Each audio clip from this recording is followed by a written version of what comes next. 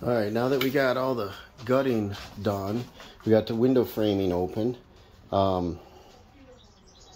We are starting to go where the tub's going to be. There's a double joist right in the way, so I got to make another header. We got our pipes that are off-centered. We got to put a drain and a supply over here. I think we'll put the supply from here. We'll put the drain over there. And I got to drill a hole for that. And then we're going to put a layer of Luan from here over to bring this floor up flush, and then we're going to put 1/2-inch ply on here to stiffen this up because we got some weak spots, and that'll level this out.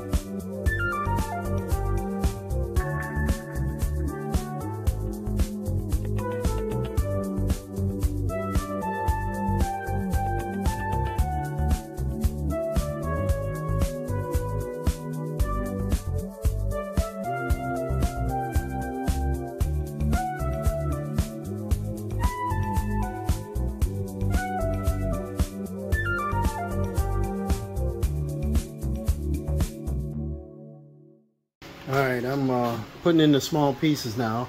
Dawson went over to the neighbors to mow their lawn. That's one of the lawns there we've been working on. He takes care of.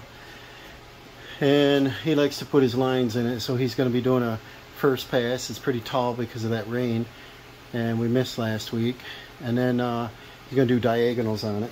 But in my time here, I'm going to finish this up. Come across here. Got to cut around the pipes. A little piece over here, and then I'm going to start framing in this window opening, get this all closed up for the weekend, and seal up our holes here. So I'll probably put a patch over this so nobody can fall down through the drain. And you can see that this joist is in our way, so I'll be probably putting a header across or joist hangers, make it strong there. And this is one of them kit homes. They take two sections and just clamp them together. And that's going to finish this flooring out. I'm going to go ahead and put it down with some construction screws, probably every 8 inches, probably on the edges, maybe every 6 inches. Get this floor all tightened up nice. And I'll probably use 1 5/8. I got 3s, so that's probably a little too long. And then we're going to go over this with probably Detra and then the tile. So it's looking good.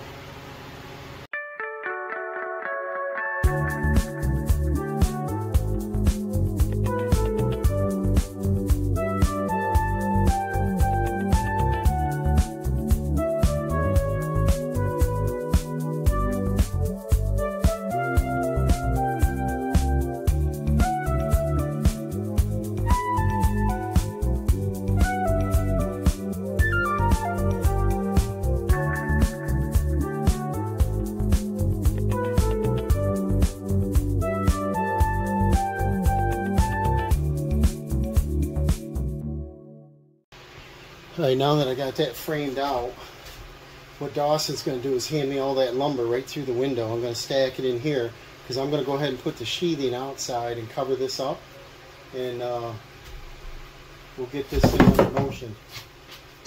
So where do we start?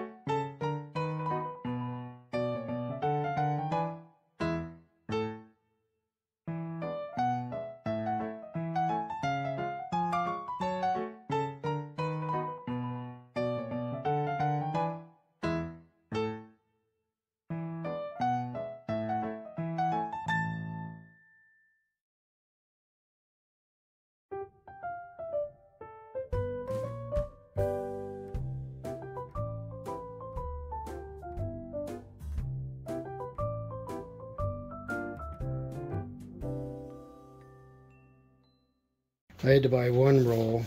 We're going to use some of the old pieces, but we needed more because it wasn't insulated where the window was. So I got the old Panther R13, so it's a little better than what's in there. And this is 40 square feet, so it's enough to do that window area. I measured I need 350s, so I just throw a tape measure against the plate. Measure out to 50. I add about an inch, so we got something to staple our paper on. And then one cut. There's our 50. We do that 3 times here.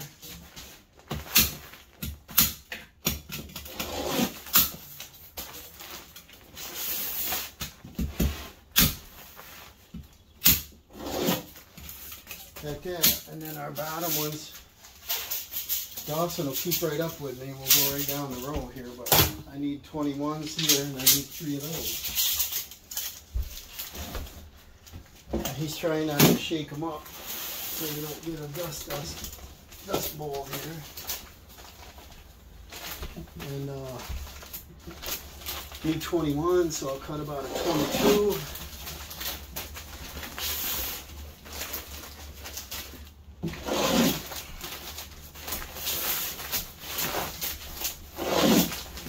There we go, and then the rest are going to be short pieces we need.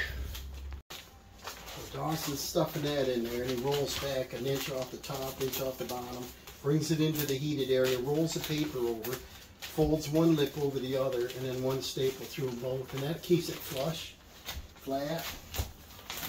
And then I'm going to measure up these other bays. He's going to do that, and well, we're going to cut some new vapor barrier. We got some over there. We'll finish up this wall, and I gotta go all the way to the corner with this. I need a bunch of smalls, and I think we're good over there. We gotta cut some of them a little bit smaller. I think I'll use a new one too, especially where the sink is. 46s, there's 2 of them. He's using T50 1/4 inch staples for 3/8, but maybe he's got 3/8. 3/8. Then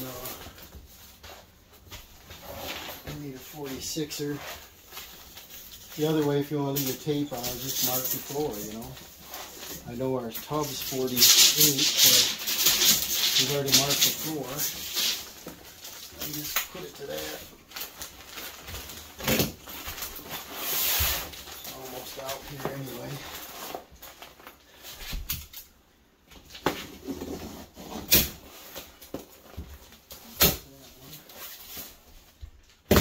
And then for your widths, you know, you just measure, there's a 4, so I'll round up a little bit. That's a long, important day, so I won't do that one.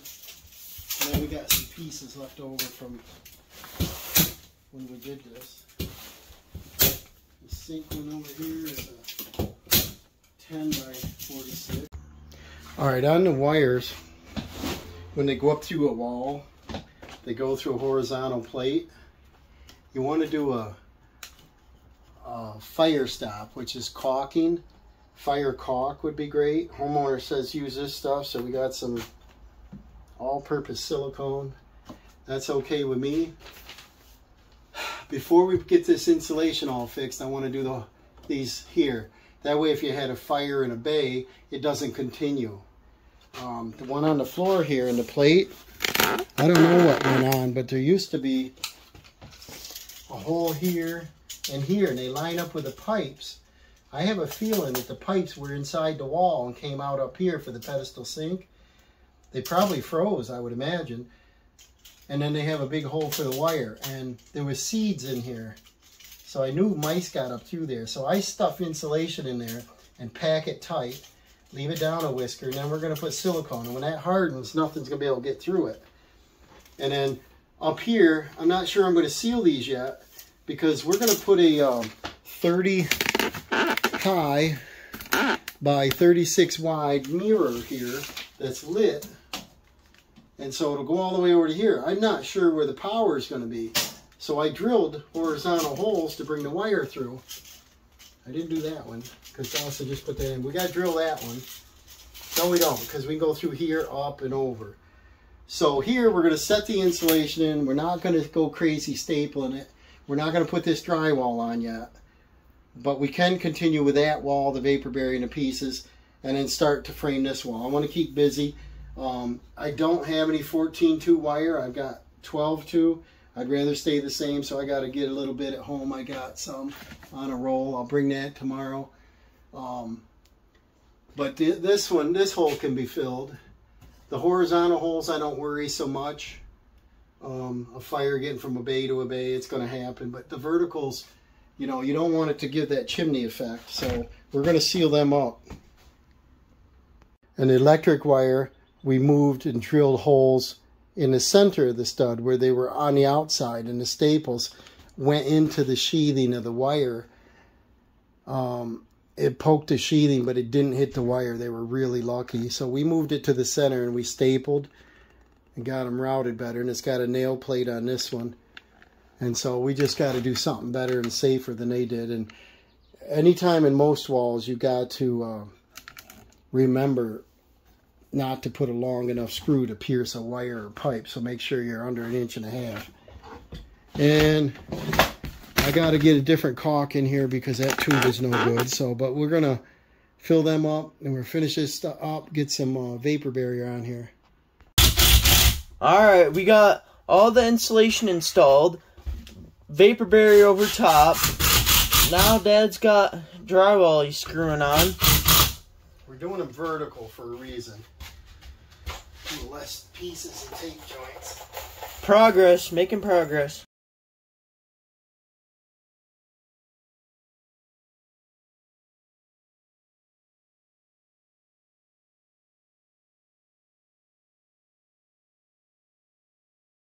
We got 2 sheets on this, and to use up material, we want to get rid of some material. We're going to go ahead and get that wall, and come right on around, use up some of this drywall. Dawson's fixing a vapor barrier and putting some nailing blocks in under the window, so we got something to hook to. They just cut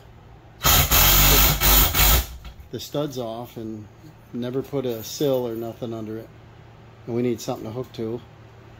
Keep them studs stationary too. Alright, got the vapor barrier on, pulled the insulation out, cut it to size, fit it, stapled it. It's so much nicer. And Dawson's rolling it down the edge. We're going to put the drywall right on it. It fits nice and tight around the heater. He's just about done. We're going to wrap that right around the corner and give it a staple and leave it. And then I already cut this next drywall.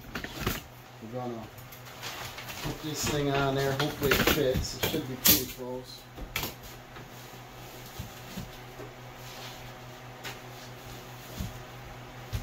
Well, if Dawson measured, I don't know if it'll fit.